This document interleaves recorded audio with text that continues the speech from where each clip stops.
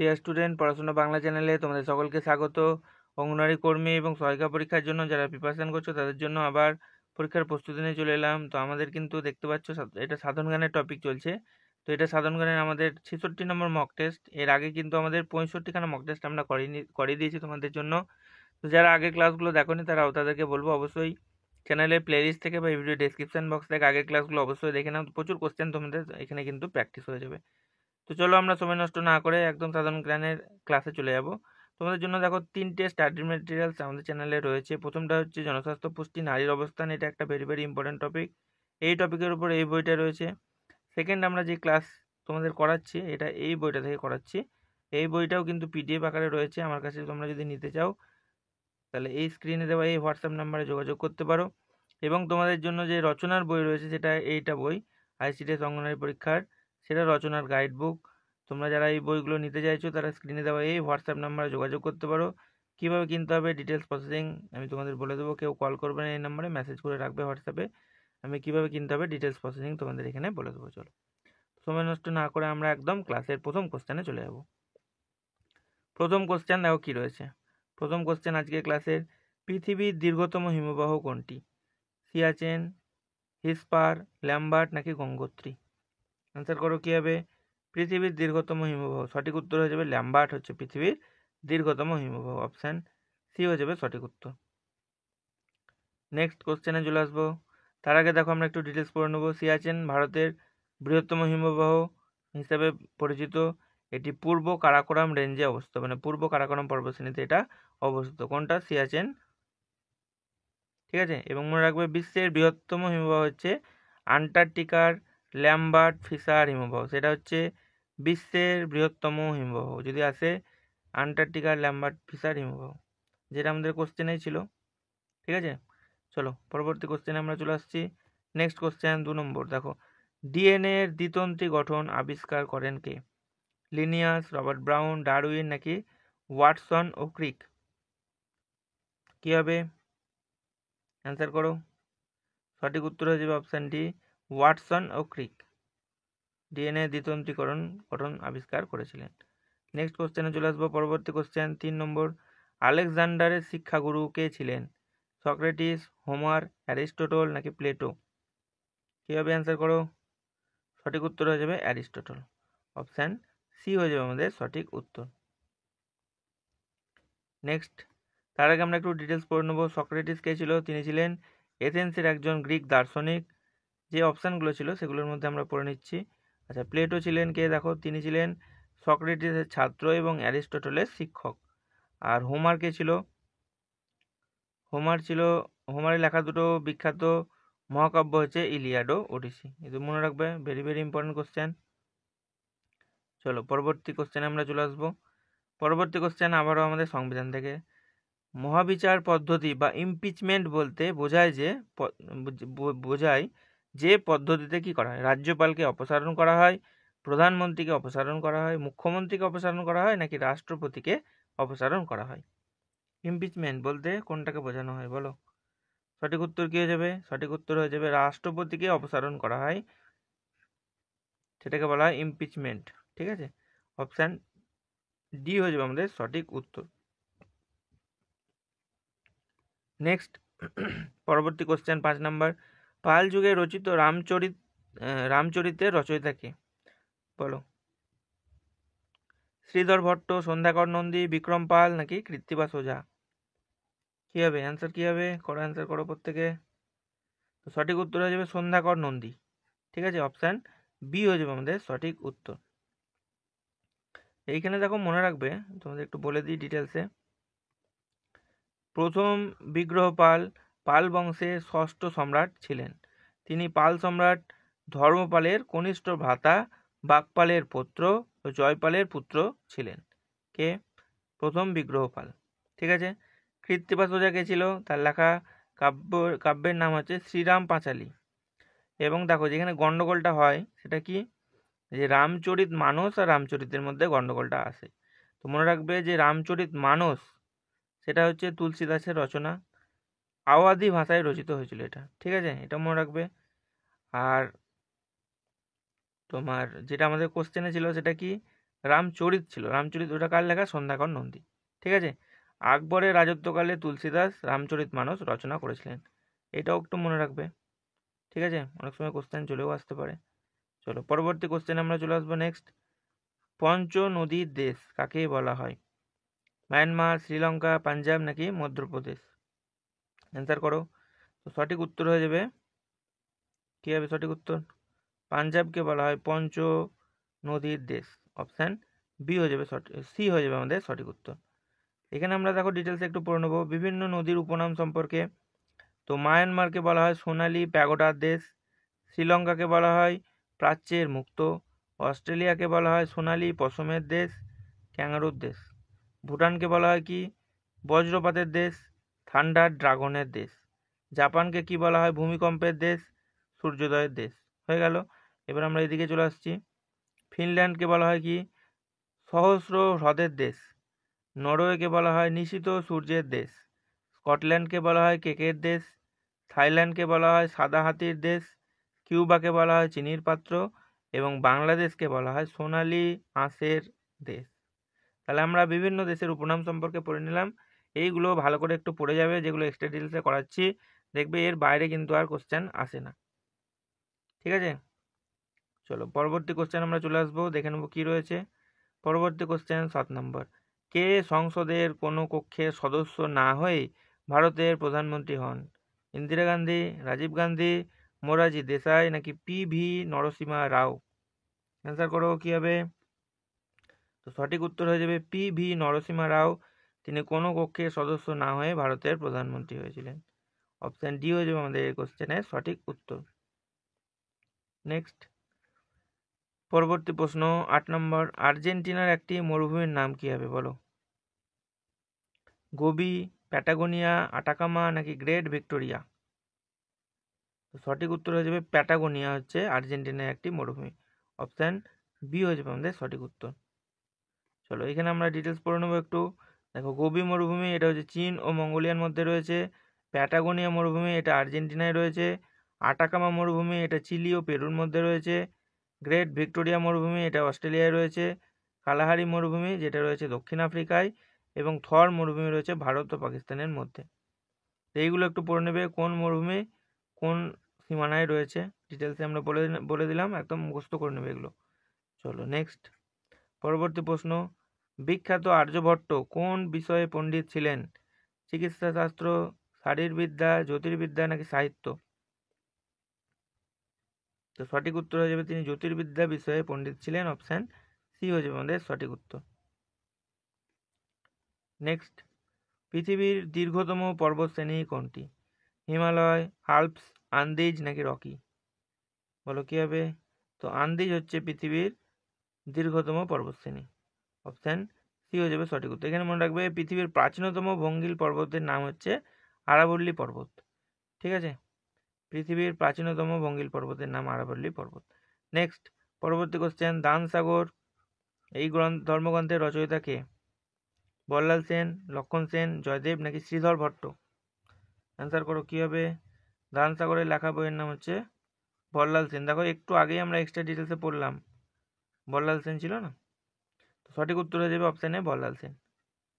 দেখো আবার আমি তোমাদের বলে দিই, বল্লাল সেনের লেখা দুটো গ্রন্থ হচ্ছে দান সাগর ও অদ্ভুত সাগর, তার লেখা দুটি সেরা দুটো বই। জয়দেবের লেখা বইয়ের নাম হচ্ছে গীত গোবিন্দম, গৌড়ের রাজা লক্ষণ সেনের সভাকবি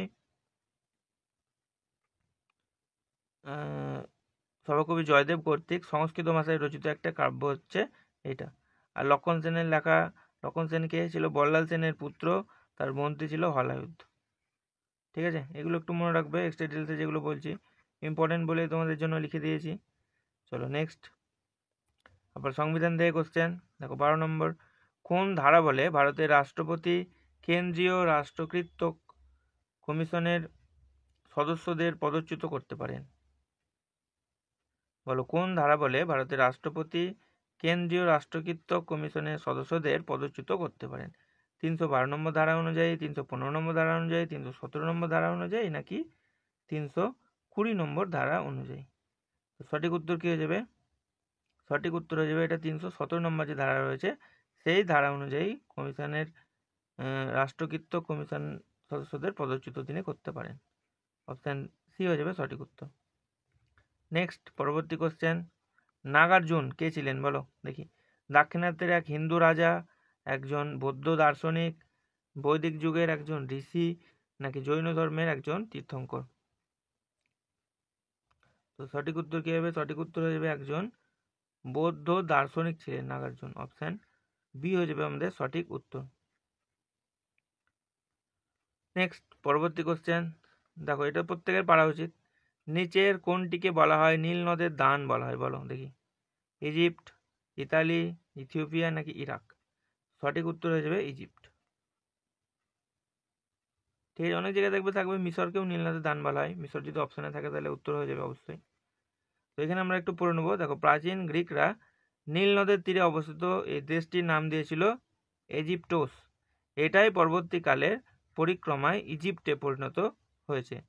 ইংরেজিতে মিশরকে ইজিপ্ট বলার পিছনে, তাহলে মিশরকে ইজিপ্ট বলার পিছনে যে কারণটা কাজ করছে সেটা হলো তারা গ্রিক ভাষায় অনেক শব্দই নিজেদের ভাষায় নিয়ে নিয়েছে, যার মধ্যে ইজিপ্ট শব্দটাও ছিল। ঠিক আছে, তাহলে মিশরকে কেন বলা হয় ইজিপ্টও বলা হয় বুঝতে পেরেছো আশা করছি তোমরা। চলো নেক্সট পরবর্তী কোশ্চেন আমরা চলে আসছি। পরবর্তী 15 নম্বর কোশ্চেন, জগৎ বিখ্যাত নায়াগ্রা জলপ্রপাত কোন নদী থেকে সৃষ্ট? এটা সেন্ট লরেন্স, মিসিসিপি, মিসৌরি, নাকি নাইজার? অ্যান্সার করো কি হবে? সঠিক উত্তর হয়ে যাবে সেন্ট লরেন্স। অপশান এ হয়ে যাবে আমাদের সঠিক উত্তর। নেক্সট পরবর্তী কোশ্চেনে চলে আসছি 16 নম্বর। দেখো কি রয়েছে, কেন্দ্রীয় রাষ্ট্রকীর্ত কমিশনের সভাপতি ও সদস্যবৃন্দ কার দ্বারা নিযুক্ত হয়? প্রধানমন্ত্রী, স্পিকার, রাষ্ট্রপতি, নাকি উপরাষ্ট্রপতি? সঠিক উত্তর হয়ে যাবে রাষ্ট্রপতি। অপশান সি হয়ে যাবে আমাদের সঠিক উত্তর। নেক্সট পরবর্তী কোশ্চেন, দেখো চৈনিক পরিব্রাজক ফাহিয়েন কার রাজত্বকালে ভারতে এসেছিলেন বলো দেখি? চন্দ্রগুপ্ত মৌর্য, দ্বিতীয় চন্দ্রগুপ্ত, হর্ষবর্ধন, নাকি অশোক? চৈনিক পরিব্রাজক ফাহিয়েন কার রাজত্বকালে ভারতে এসেছিলেন? অ্যান্সার করো দেখি কে পারে। তো সঠিক উত্তর হয়ে যাবে দ্বিতীয় চন্দ্রগুপ্তের সময় তিনি ভারতে এসেছিলেন। অপশান বি হয়ে যাবে আমাদের সঠিক উত্তর। এইখানে দেখো কে কার সময় ভারতে এসেছিল, গুরুত্বপূর্ণ, যেগুলো আমরা একবারে একটু পড়ে নেবো। মেগাস্তিনিস এসেছিল 315 খ্রিস্টপূর্বাব্দে চন্দ্রগুপ্ত মৌর্যের রাজত্বকালে ভারতে এসেছিল। ফাহিয়েন এসেছিলেন দ্বিতীয় চন্দ্রগুপ্ত বা বিক্রমাদিত্যের রাজত্বকালে। হিউয়েন সাং এসেছিল হর্ষবর্ধনের রাজত্বকালে। এবং ইবন বতুতা এসেছিল মোহাম্মদ বিন তুগলকের আমলে ভারতে এসেছিল। এরা প্রত্যেকেই কে কার সময় ভারতে এসেছিল আমরা একবারে পড়ে নিলাম। চলো নেক্সট কোশ্চেন আমরা চলে আসছি। নেক্সট কোশ্চেন দেখো 18 নম্বর কি রয়েছে, কোনটির আরেক নাম বরফের চাদর? বরফের চাদর কাকে বলা? হিমশৈলী, মহাদেশীয় হিমবাহ, পর্বত পাদদেশের হিমবাহ, নাকি উপত্যকা হিমবাহ? কাকে বলা হয় বরফের চাদর? তো সঠিক উত্তর হয়ে যাবে মহাদেশীয় হিমবাহকে বলা হয় বরফের চাদর। অপশান বি হয়ে যাবে আমাদের এই কোশ্চেনটির সঠিক উত্তর। নেক্সট পরবর্তী কোশ্চেন, যৌথ রাষ্ট্রকীর্ত কমিশনের সভাপতি ও সদস্যদের কে নিযুক্ত করেন বলো? উপরাষ্ট্রপতি, প্রধানমন্ত্রী, প্রধান বিচারপতি, নাকি রাষ্ট্রপতি? সঠিক উত্তর হয়ে যাবে রাষ্ট্রপতি। অপশান বি হয়ে যাবে এটা সঠিক, ডি হয়ে যাবে সঠিক উত্তর। নেক্সট দেখো পাল বংশের প্রতিষ্ঠাতা, আমার মনে হয় অপশান দেওয়ার দরকার হবে না, একদম ইজি কোশ্চেন। পাল বংশের প্রতিষ্ঠাতা কে বলো? ধর্মপাল, মহিপাল, গোপাল, দেবপাল? আমরা সকলে জানি পাল বংশের প্রতিষ্ঠাতা হচ্ছে গোপাল। অপশান সি হয়ে যাবে সঠিক উত্তর। পাল বংশ সম্পর্কে আমরা একটু পড়ে নেবো। দেখো এবার গোপাল হচ্ছে পাল বংশের প্রতিষ্ঠাতা, মনে রাখবে। ধর্মপাল তিনি ভাগলপুরের কাছে বিক্রমশিলা মহাবিহার এবং সোমপুরী বিহার নির্মাণ করেছিলেন। তাহলে ধর্মপাল, দেখো কোশ্চেন আছে যে বিক্রমশিলা মহাবিহার কে নির্মাণ করেছিলেন? ধর্মপাল। সোমপুরী মহাবিহার এটাও নির্মাণ করেছিল ধর্মপাল, এবং তার উপাধি ছিল পরমেশ্বর, পরম ভট্টারক এবং মহারাজাধিরাজ।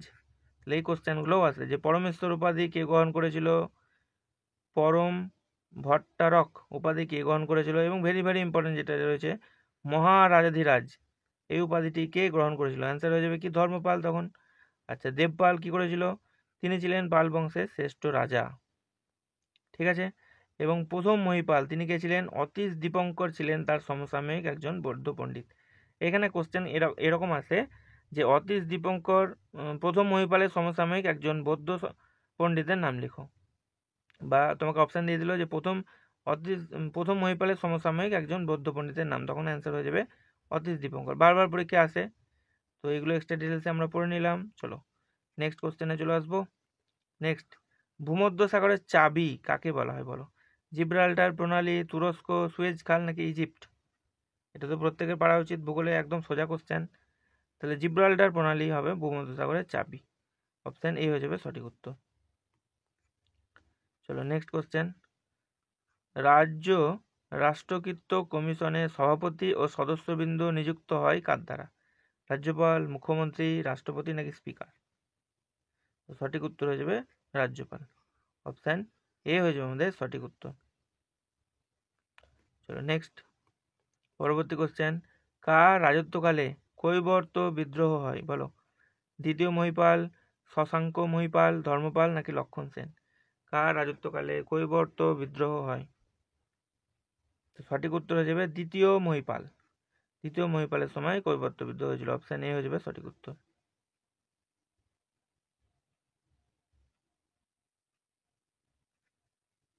নেক্সট পরবর্তী কোশ্চেন 24 নম্বর, কোন দেশকে দক্ষিণের ব্রিটেন বলা হয়?